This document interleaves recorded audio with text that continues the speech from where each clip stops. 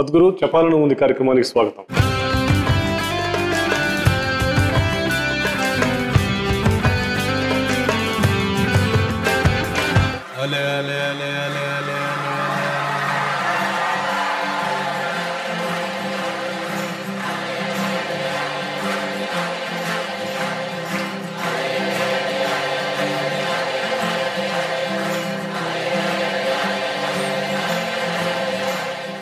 So we have received some questions from the youth. Okay. First I start with those questions, Sadhguru. Bharat has been a nation where so many indoor games were created.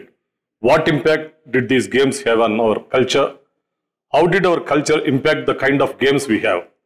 As a digital game designer, what can I do to keep this tradition going? So many indoor games in India evolved. This means the society was prosperous and well-to-do. So there was leisure time. If people were always fighting for survival, they wouldn't have come up with games. The traditional games, whatever we created, today chess has become an international thing. They have taken this, they're calling this snake and ladder, which we used to have. All these things had some relationship to life. This is Indian way of doing things. It may be a simple game, but we don't want to miss that opportunity to make some point with our life. Probably a digital game means maybe you can create a Kurukshetra game. You know, there are Chakravyuhas, this, that. This is one beautiful thing about India. All Indian knowledge has no IP. Whether it's yoga or wisdom or anything else, tradition, Ramayana, Mahabharata has no IP, so you can use it. But you also use it in such a way it's beneficial to people. You can also earn something out of it, that's not a point. There are three things which should never be commercialized: education, health and spirituality. These three things were always offered, at least on a cost basis. How these three things go together, Sadhguru? No, because these three things determine the nature of the society. Education must be offered to those who are deserving, spiritual process should be offered those who are longing, health for those who are ill. There's no option about it. So, you have money, so I will teach you education, otherwise I don't teach you education. Because you have money, I will offer spiritual process to you, otherwise I will not offer. This is not going to work.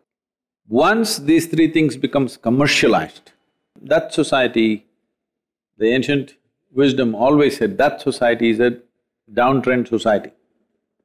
But in imitation of Western cultures and of course market economy, we've all gone this way. But if that kind of thing needs to happen, we must have a very strong sense of philanthropy in the society. Otherwise, how do you run a hospital, how do you run a school, how do you run even an ashram without contributions? The education and health goes into the hands of corporates. They are thriving for the money, they are teaching only for the marks. But what we need to understand is today the way we are practicing medicine has become so investment sensitive. Without huge investments, you can't create an efficient hospital because we have taken to allopathic system of medicine for small things and big things. Because of that, it's become super expensive. As you know, in United States of America, a rich country like that, one thing it is struggling with is they're not able to pay the healthcare costs. Richest nation on the planet, they're able to have the strongest military, industry, business, everything, but they can't pay for healthcare because it's crossed $3 trillion. They're saying by 2030, America's healthcare bill could be somewhere between $7 to $8 trillion. Even 3 trillion is larger than our economy. What is an economy for 1.3 billion people is healthcare for 300 million people. So this shows the system of healthcare that we have taken to is inevitably expensive. When it's expensive, of course they're going to charge. So it is very important that we bring back healthcare systems for normal day-to-day problems of flus and this and that. We can deal with it with simple processes, our grandmothers were dealing with it.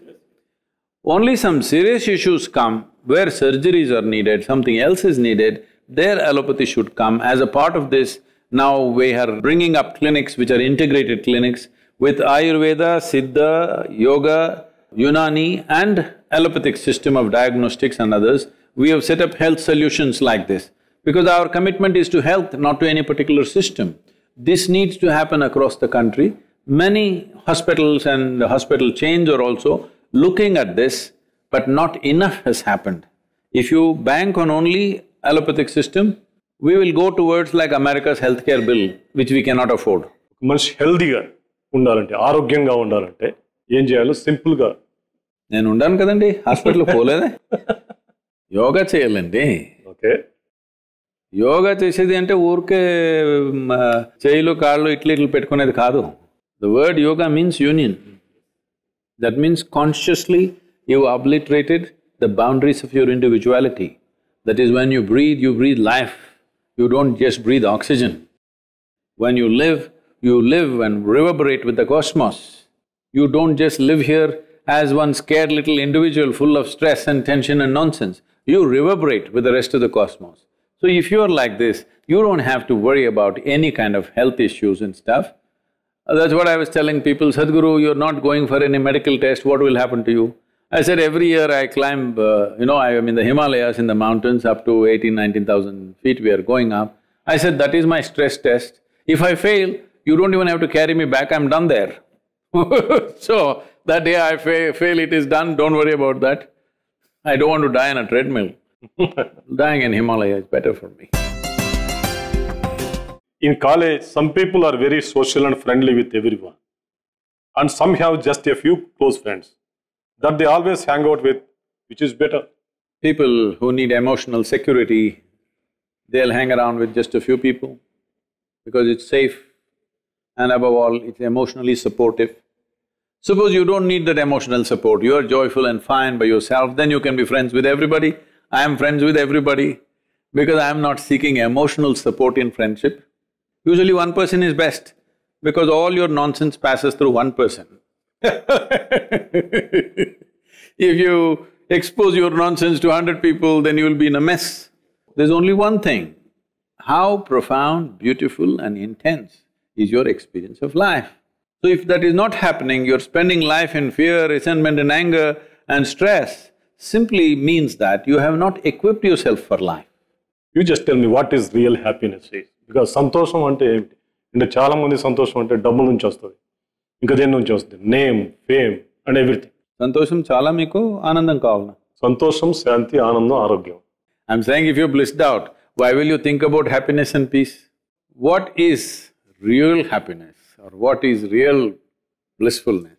There are more profound ways of looking at it. Simple way of looking at it is, human experience has chemical basis to it. This is a complex chemical soup. If we give the soup-making ingredients to all these people, 25 people, you give them the same soup-making ingredients, do you think they'll produce the same soup? No, 25 varieties they will produce. That's all that's happened. All of us same fundamental ingredients. See in how many different ways we've become. But if you knew how to make a good soup, for sure you would make a blissful soup, isn't it? For 2600 years back, Gautam Buddha said, the lust and desires are the cause of sorrows. If you conquer them, you will be relieved from the sorrow. కోరిక దుఃఖానికి మూలము అన్నాడు బుద్ధుడు. But today's world, if there is no desire, there is no production of health. So how do we compare these both statements? See, what is being referred to as lust is a different aspect. It is a physiological and a chemical process. So we will leave that aside, because that's a physiological function. Desire is a psychological process. Desire simply means you generated a thought and you invested your emotion and your life into it and it became a big thing. After all, it's generated by you. Your desire is created by you, isn't it? So now if you have a desire that I want to give up all desires, you will always have an unfulfilled desire. So the source of your misery is not desire, the source of your misery is unfulfilled desire. Yes. So Gautama could not have said such a thing. And if he had given up desire, 40 years of his enlightened life, would he go on incessantly from village to village, town to town, wanting to spread this? If he had no desire, he would have just sat in one place, isn't it? Obviously he had a desire. The question is only, is it a conscious desire or is it a compulsive desire? Are you consciously generating your thought and emotion, or are you a victim of your own thought and emotion? Why would you become a victim of your own thought and emotion? Simply because you have not figured out the simple mechanics of your mind. But he has suggested some Ashtanga Marga to conquer the desire. As you said, it's 2,600 years ago. See, I'm speaking and your cameras are rolling. Even after 2,600 years, if somebody says, Sadhguru said, give up your desire, they will play the tape. That's not what he said. But unfortunately, Gautama did not have such a backup, technological backup. Somebody writes, somebody rewrites, somebody re-rewrites, and somebody interprets and misinterprets and endlessly go on. They said Gautama said, give up your desire. They said Krishna said, don't have any attachment, be detached rather. Look at Gautama's life. He has a very strong desire that what has happened to him must happen to everybody. That's what is firing him. That's what is keeping me going. A strong desire, very, very strong desire. Otherwise, 7 days of the week, 365 days, you wouldn't be active.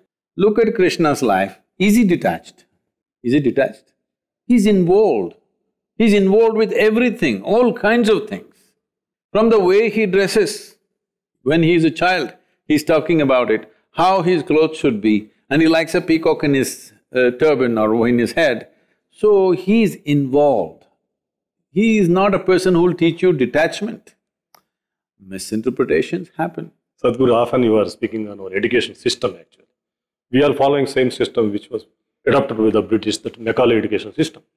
Most of them said that this education system is creating slaves rather than creating creators. How do you see that? It is definitely so, but it's slowly changing. It's very difficult to change education system in a country like this, even if you desire to change.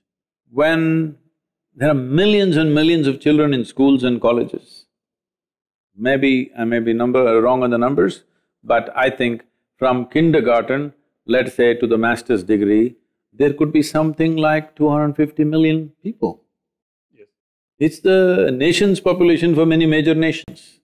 So making changes and executing the changes, training the people for the changes is not easy. But we are very close to that possibility now because technology has come where we don't need a teacher. We don't need a teacher to deliver the subject. We only need a teacher to inspire and regulate the process. So now we can make teacher training into a much simpler process where they just have to love the children that they're handling and they should be able to inspire the children. Unless we go there very quickly, we won't be able to educate this population because it's too big. Now the central government has announced that whatever is the time in the school, let's say approximately about 7 hours a day there is time, only 50% of the time will be for academics. Another 50% will be for sport, in rural areas, agriculture, art, music and other kinds of things. 2 days ago, I was in a school in Mysore where I studied 45 years ago. The first time I went back, a big crowd gathered and all that stuff. I was telling them how I handled my marks cards that were given and how certain other children were suffering those marks cards and stuff. One thing that needs to happen is, if we train the teachers sufficiently, these marks cards need not go home. And 18,000 children, 18,000 children below 18 years of age have committed suicide in 2017. Over 7,000 of them are below 15 years of age. We're doing something fundamentally wrong. But I'm glad to hear that the NCERT is already working on making a curriculum which is only for 50% of the time. But still executing it is going to be challenge. In private schools, it may be much easier, but in government schools where the maximum number of children are there, it will take years to do that. 2007 నుంచి 2017 వరకు కొన్ని లక్షల మంది పిల్లలు మార్కులు రావేమో అన్న టెన్షన్తోనో మరొక రకమైన ఒత్తిడితోనో ఆత్మహత్యలు చేసుకున్నారని ఇటీవల పార్లమెంట్లో స్వయంగా కేంద్ర విద్యాశాఖ మంత్రి వెల్లడించారు. దానికి మీరేమంటారు? But still, whatever the number, even if 10 commit suicide or 1 commits suicide, because of education system, it's not okay. Because of some other reason, somebody may commit suicide, which is not in our hands to control. But we are putting them through a compulsory education system which kills them is not okay, it's not acceptable. When children start committing suicide, we must understand we are doing something fundamentally wrong in the society. How about the farmer suicides, Swamiji? We need to understand this. Unfortunately, only protests happen, taking up small issues. There is no comprehensive way of looking at these issues. The farmers are going through a certain change. All this process started about 200, 300 years ago, when systematically the British started breaking up the textile industry. Millions of people died. Between 1800 to 1860, the export of textiles came down by 94%. Because they said the only way you can export is through East India Company, and they taxed it 5 times, 10 times so that it's not possible to export. 94% it dropped in 60 years. And one of the Governor Generals in 1856 or 1857, he says, the fields of India are bleached by the bones of the hand weavers. Because over 3.5 to 4 million people are supposed to have died, we never keep account of Indians dying. At that time, everybody fell back on agriculture as the only way to earn a living. So this was not really earning a living, this is just growing food for your own family. That is one reason why holdings became so small. Of course, hereditary divisions also did that. So it was all… they were all doing subsistence. If you have 2-3 acres, you scratch the land and make some food for yourself and your family and you're living on it. So one thing that happened out of it is extreme poverty, but they were well nourished. They didn't have money for anything, but they were well nourished because they were growing their own food. But in the last 35-40 years, we are trying to move Indian agriculture from subsistence farming to what is called as commercial or cash farming. When you make transition in a society, economic transition or even social things, it must happen in a planned way quickly. When you make the change over 50-60 years and still 50-60% of the population is left behind, then that is what you're seeing right now. Shifting from subsistence to cash farming, they seem to have little more money, they have a motorcycle, they have a tractor, they have a smartphone, and they even have an internet kiosk in their village. But you will see human beings have just shrunk like this because there's no nourishment. They don't have the sense that they should go to the shop and buy vegetable, fruit, meat, fish, whatever else that is needed for their nourishment. They're just eating in South. If you give them rice, turmeric, onion and chili, ఆంధ్రాలో తెలుసు కదా మీకు, బాగా చారులు చేసుకొని చింత తొక్కు చేసి తినేది కదా బాగా, ఆవకాయ వేసుకొని ఫుల్ భోజనాలు చేసుకునేది కదా. So stomach is full but there is no nourishment.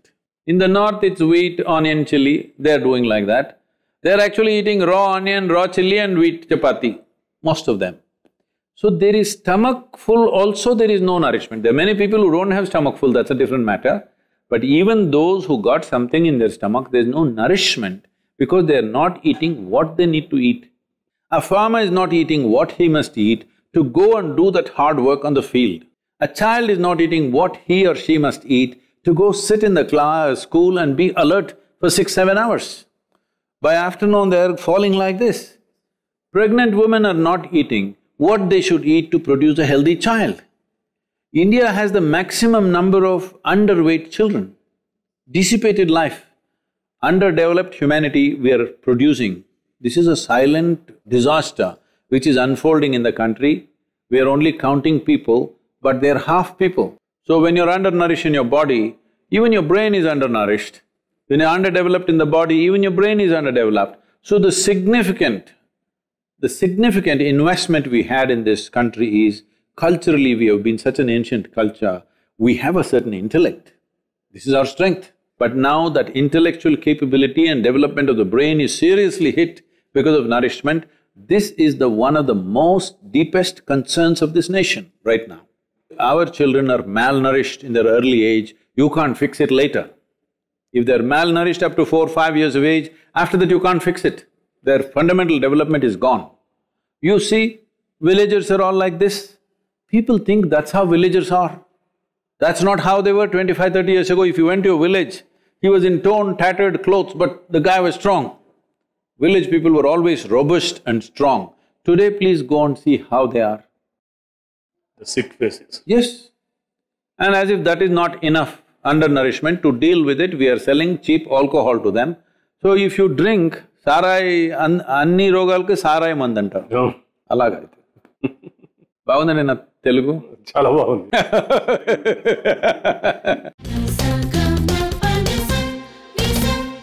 One more question for agriculture only. Actually, for any country, land is the prosperity. Good land is there, good prosperity will have. See our land, by using so much manure and pest control, poisonous pest control methods, we are ruining the strength of our land. In a matter of 35–40 years, we are turning the land into a desert. Turning a land into a desert means if you remove the organic content from the soil, it'll become sand. It is predicted that by 2030, 25% of the land in India will become uncultivable because it'll be too sandy to grow anything. The only and only way you can put it back is animal waste and trees. Please tell all your viewers and everybody, please, without animals and without leaves from the trees, we will export our land. Land will be gone, soil will be gone. కొన్ని వేల సంవత్సరాల నుంచి ప్రజలకి ఆహారాన్ని అందిస్తున్న భూమిని సర్వనాశనం చేస్తున్నామని, చెట్ల ఆకులు, జంతువుల నుంచి వచ్చే పేడ ఇటువంటివి భూమిలో ఉన్న సారాన్ని బతికించి కొన్ని వేల సంవత్సరాలు వచ్చే జనరేషన్స్కి కూడా ఆహారాన్ని ఇవ్వాలి అంటే రైతులు కానీ, ప్రజలు కానీ, ప్రభుత్వాలు కానీ ఒక విప్లవాత్మకమైన ధోరణితో ముందు కదిలి నేలలో ఉన్న సారాన్ని కాపాడుకోవాలని సద్గురు సూచిస్తున్నారు. మొత్తం రైతాంగం దీన్ని గనక అనుసరించే పద్ధతిలో మనకి వచ్చే జనరేషన్స్ కూడా ఆహారం కొరత ఉండదని ఆయన ఉద్ఘాటిస్తున్నారు. I want to pursue photography, but my parents want me to do MBA. Should I go by their wishes as they are older and wiser? Or should I go for what I want? If so, how do I convince them? See, you want to do what you want to do, but you want to… everybody's appreciation and approval for that.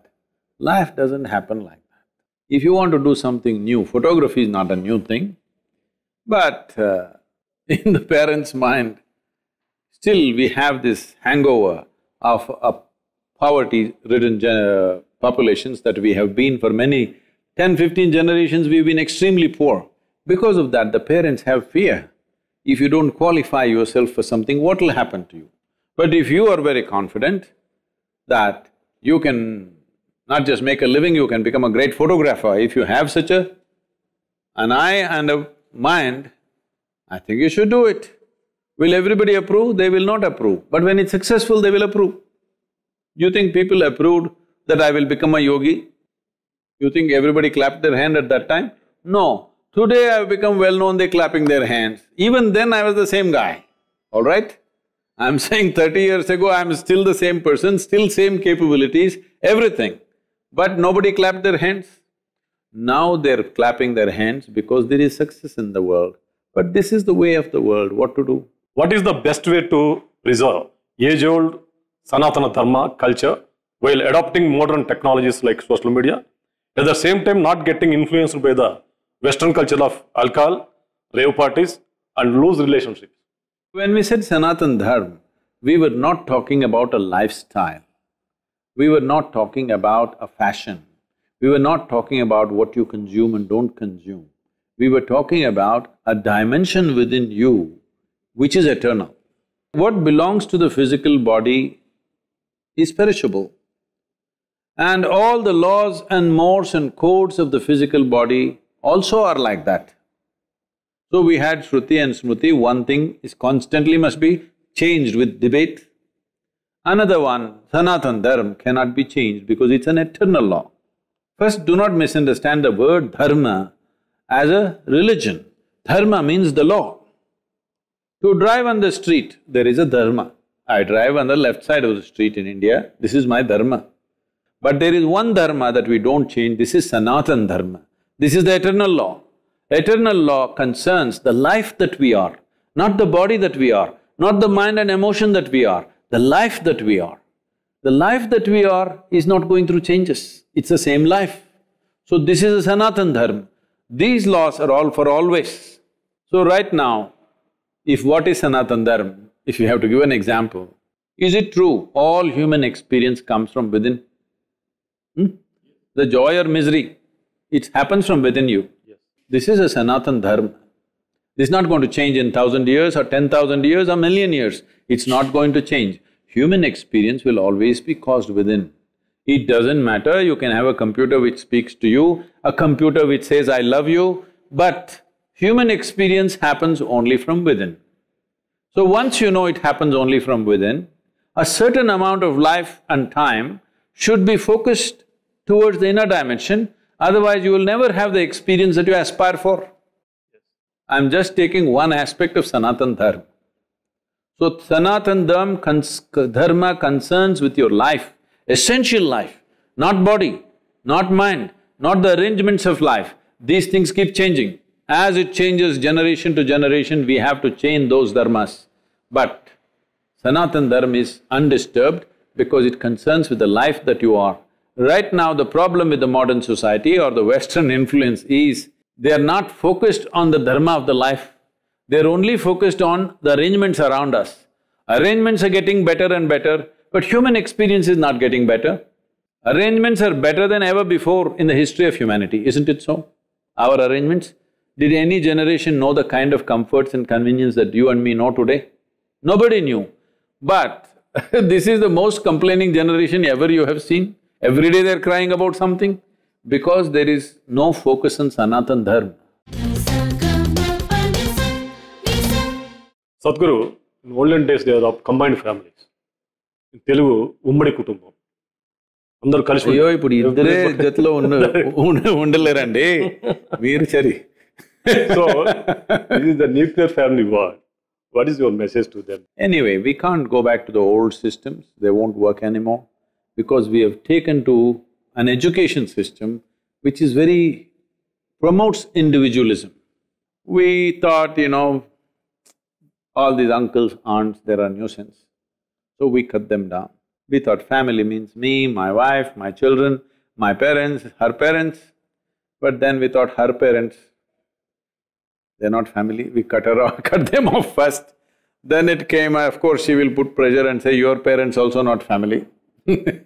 That also went off. Now just you, me and my children. But now in the Western countries it's happened, you and me, husband and wife also cannot be together. They're only in the weekends if they're together, it'll work. Full week if they're there, it's finished. So these arrangements are actually there. People take two homes, adjacent homes. They live in separate homes. Only when both of them agree, they live in either of the homes, otherwise they live separately. Married people. This is the arrangement. Because they know they cannot stand the other person for 7 days of the week. So this individualism is growing and growing. Instead of becoming inclusive, we are becoming exclusive because the nature of the education is such. Because the nature of the education is purely intellectual, it's become very exclusive because this is the nature of intellect. Intellect wants to dissect everything. It will always keep on discriminating and excluding everything. We are dissecting life, removing. In the end, you will also dissect yourself and have multiple personality disorders. Because within you also it will divide. So the main cause is the nature of our education is purely intellectual, not using any other dimension of intelligence. Sadhguru, you have started this Youth and Truth programs all over the country. What exactly you want to achieve by conducting these kind of programs? In the last 3 decades, over 30 years, thousands of people have told me, Sadhguru, if you had only come when I was 20, I would have lived a great life. You came when I am 60, what is the use? Not one or two, thousands have spoken the same words in many different ways. So I thought I will step out and meet all those people who are below 25, either directly or on the social media, whatever. What are your questions? What are your confusions? Let's handle, because when you're youth, your life energies are at their peak, but you don't have clarity and balance. So if only we can bring little more clarity and balance into their life, they could use this energy in a completely different way. Above all, balance. If there's no balance, your talents, your intelligence, everything will turn against you. It will not work for you. There is a certain genius in every human being. If this genius has to unfold, what is most important is there must be a balanced and pleasant situation within you. If you are a crisis all the time, it will not happen. So we are making this effort around the country, about 18 universities we are touching right now. We have invites from dozens of universities now to come, but we won't be able to cover that in this month. But we will cover that on the social media and other things. We will also consolidate all these questions and answers so that tomorrow it's always available for any youth, not just now, even future generations, always available in a book form, in the form of online access. We will keep this open to them. We will also take this international. After 3 to 4 months, when there is enough intention in everybody that people realize, the youth must realize that there is something I can do better than the way I'm doing right now. If that thirst comes, then we will provide tools for transformation. In a certain way, we will start doing this online. All this free of cost. Are you going to suggest anything to the governments, either state governments or central government for this program? Right now, the attitude of the youth is, the moment you bring in the administration or establishment, they will react and resist, thinking something is being imposed upon them. That is why it is being handled in a certain way. It's called unplug with Sadhguru.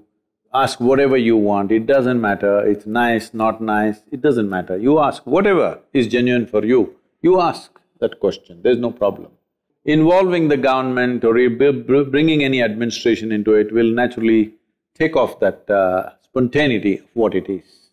మన దేశం చైనాను ఒకసారి compare చేసుకుంటే చైనాలో 135 కోట్ల మంది జనం ఉన్నారు, మన దేశంలో కూడా 130 కోట్ల మంది జనం ఉన్నారు. బట్ అభివృద్ధి విషయంగా తీసుకుంటే మనకి వాళ్ళకి పోలికే లేదు. చాలా రంగాల్లో వాళ్ళు ముందున్నారు, మనం వెనకబట్టడానికి కారణం ఏంటి? They are doing lot of activity that is good for their nation. We are doing lot of activism all the time. We think by protesting against something, we'll create something. Yes, somewhere something may be needed, but I think we have democracy, we are very proud of that. They have prosperity, they are proud of that. So democracy and prosperity are going to No, that's not true. We are also on the threshold of prosperity right now. It's not that we are too far behind them, we will get there. We're pretty far behind them, but we will do things. But you cannot do things at their pace, because for everything you have to convince all kinds of people. People who have no clue what they're talking about. You have to convince them also to take simple steps. So it takes a lot of time and energy, and leadership has to do circus on a daily basis. I'm saying, you elect whoever you want. Once you elect them, give them 5 years to manifest something. If they're doing something totally wrong, yes, you criticize, you protest, you do whatever. All of us, whatever we are doing, whatever is your profession, you're a student, you bloody study well. You're a journalist, please do that well. Somebody's an engineer, do that well. Everybody, whatever responsibilities we've taken in our life, we have to do it really well if the nation has to move forward. If you go sit in the local tea shop, they will be right now, they're all discussing how Virat Kohli's batting technique is not good, the tea shop owner, okay? And he's also saying how the Prime Minister does not know how to run the nation. All this he knows, but he doesn't know how to make good tea. It's the only problem he has. I'm saying, you're making tea, please make wonderful tea.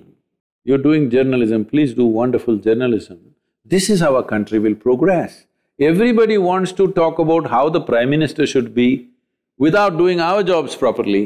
What is the point of this? We will be a talking nation, not a doing nation. Sadhguru, there are a lot of atrocities, disparity is going against the women in the country. Very heart-burning news are coming into the day, in and out in the newspapers and TV channels. And how to educate the male, at least male population. I know all of us have heard certain terrible, absolutely disastrous things happening.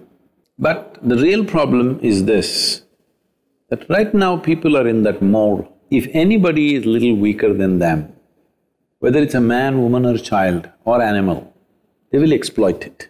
If it's a man, you will dominate him, you will beat him and you will make him do things that you want. But if it's a woman, she gets sexually exploited.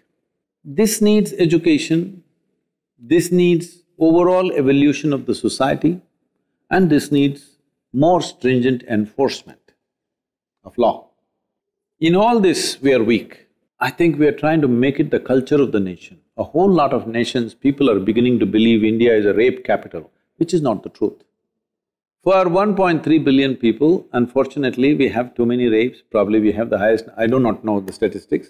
We may have the highest number of rapes, but for percentages of population, advanced countries like United States have a much higher percentage than India. I'm not saying what is happening here is okay, because immediately activists will interpret that way, oh, Sadhguru is saying Indian rapes are okay because Americans are also raping. That's not the point. I'm saying with such a very efficient law enforcement out there, it's still happening. With so much freedom of sexuality, premarital sex, very early high school level of sex, everything happening, in spite of that it is happening there also. Here, there is not much premarital sex. Marriages which were at 16, 17, now they've gone to 25, 30. And there is no law enforcement. If you scream, a policeman won't come tomorrow morning. Even tomorrow morning he won't come. He will come after media reports and many things happen because there is no infrastructure like that. Average time in which an American police car comes is, in anywhere in the country, is 3 minutes and 20 seconds.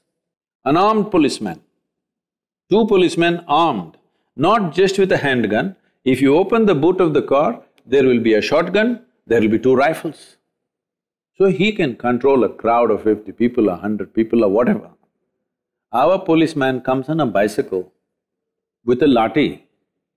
So naturally he stays back, he will not enforce. I'm saying there's no infrastructure. First of all, the population we have and the number of policemen we have is not there. It's a social thing, socially they're managing these things. So they have their own way, different parts of the country manage these things in their own way. Only now, because of cell phones and cameras, a whole lot of things are being reported. Otherwise, these things just happen quietly and it just dies down there. Particularly when it concerns with women, this has to change. I think education is a key factor. So, a whole lot of men have grown up in a situation where they do not know how to handle the proximity of the opposite gender. How to sit with her without looking at her sexually has still not gotten into a whole lot of people because there is no… they're not used to a woman sitting close to them. These are problems which are there in the country which must be addressed. One question from a woman, age of 24 years. I am a 24-year-old woman. I found many things interesting all at the same time and do not know how I should select the work I would love to do for the rest of my life. How do I find my calling? It's not just for her, for everybody, I would say. You're not talking about work, you're talking about what do you want to invest this life into? Are you a precious life? I'm sure your life is very precious for you. If this is a precious life, what should I invest this life into? Today, if I invest my life into this, after 30 or 50 years, will I still find this fulfilling? Is something that everybody has to examine. For this, you must move away from your family, your peers, your friends and others, cut off your phone, not be influenced by your teachers or family or friends or whatever, just withdraw someplace where you're well supported. At least 3 to 10 days you spend, depending on the level of your confusion. When you're peaceful and happy, what you think you really want to do, you must invest your life in that, and after that you shouldn't keep turning back and looking every other day. Every day if you start thinking what is the best thing to do, there is no best thing to do in life. If you put everything that you have, your heart and your mind and everything into what you're doing, it's a wonderful thing to do. Is it the best thing? No. Sadhguru, I have been suffering from panic attacks. How do I rise above and come out this? You want… in a tree, you want to handle one leaf. If you don't like the tree, you must cut the root, not one leaf. If you remove, the tree will burst out with more leaves. If one branch if you remove, it'll burst out with more branches. If you don't like the tree, you must remove the tree. So the source of this is you have panic, you have stress, you have fear, you have whatever. Essentially, your mind is not taking instructions from you. So for that there is an entire science called yoga. So how will be your yoga is different from the other forms of yoga? There are no difference of yoga, it is just that when Adiyogi gave the yogic science, he gave it in 112 formats. He said this 112 is good enough to cover the whole humanity. I don't teach any particular aspect because I'm not attached to any particular type of yoga. I look at the people who are sitting in front of me right now, I will teach the yoga that they need, not the yoga that I like. उतरे मुझ में आदि योगी, उतरे मुझ में आदि योगी।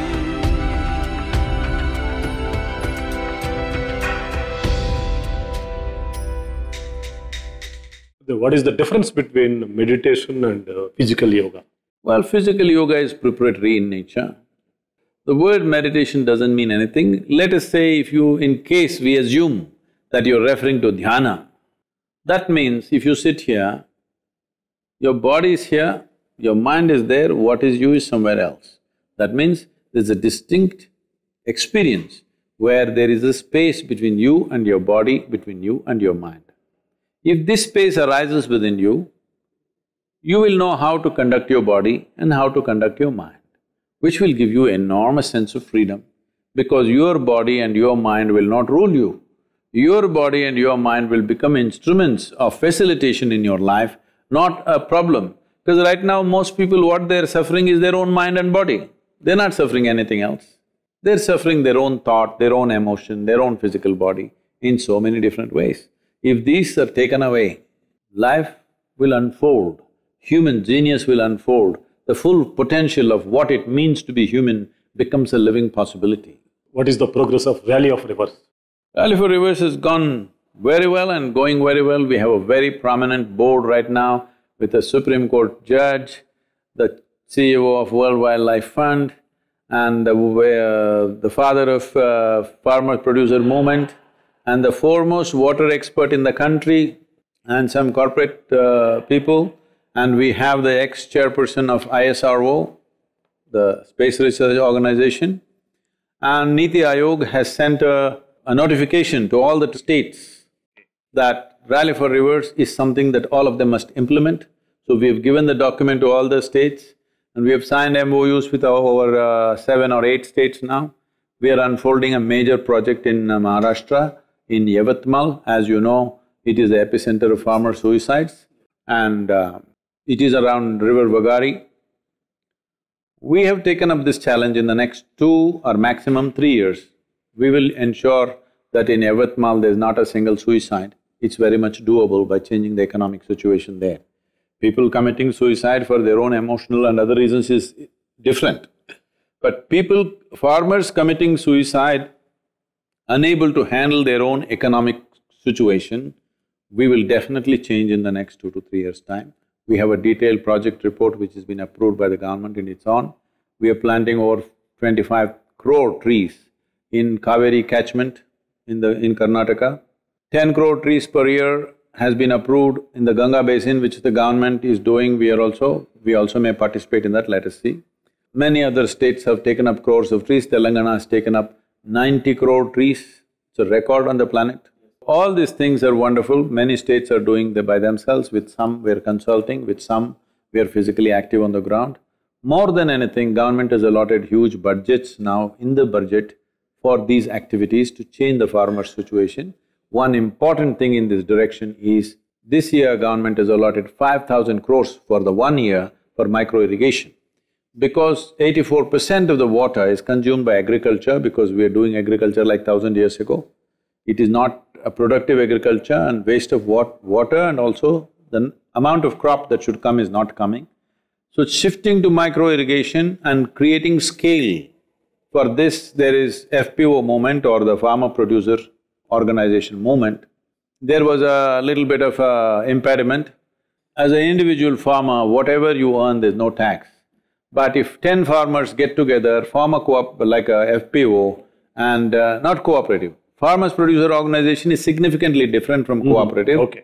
Because only farmers can run it, nobody else can run it. So, if they get together, then there's 30% tax. So, we wrote to the government and immediately they changed it. Now FPOs don't have taxes, which is a big step. Only then we can create scale for micro irrigation and for marketing purposes. That process is going on. Over 3,200 or 300 FPOs got registered now. They're all gearing up to active. We have a FPO with about 1,200 to 1,300 farmers, which is working very well. Their incomes have multiplied in just 2 years' time. Like this, many things are happening, but this is a large country. Nothing is happening fast enough.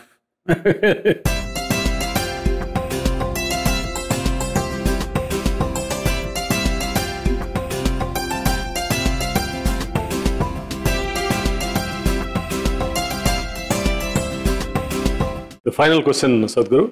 దేశంలో 60% మంది యువత ఉన్నారు సద్గురు. వీరికి మీరు ఇచ్చే సందేశం ఏమిటి? For everybody, the message is same. If you want to do something well, the most important thing is, first of all, to enhance this life. If you don't upgrade this life, you try to upgrade your activity, you will go crazy with stress. So the most important thing, especially when you're young, what you need to do is, you must invest a certain amount of time to upgrade this one. Thank you, Swamiji. మా వీక్షకుల తరపున ధన్యవాదాలు. Namaskar.